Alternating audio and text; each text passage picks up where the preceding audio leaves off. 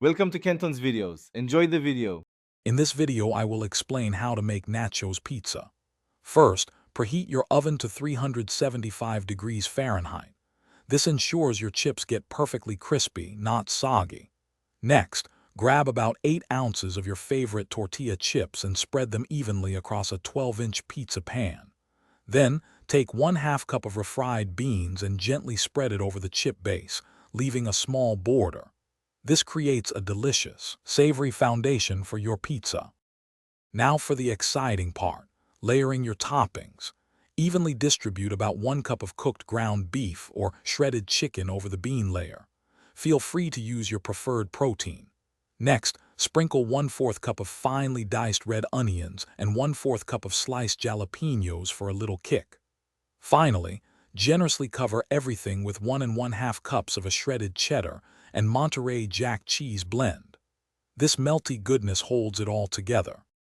It's time to bake your masterpiece. Carefully place your nacho pizza into the preheated oven. Bake for about 10 to 12 minutes or until the cheese is beautifully melted, bubbly, and slightly golden. Keep an eye on it to prevent burning the chips. Once baked, remove it from the oven and let it cool for just 2 minutes. This brief rest helps the cheese set, making it easier to slice and serve. Your incredible nacho pizza is ready to be devoured. For easy sharing, slice it into 6 to 8 wedges, just like a traditional pizza.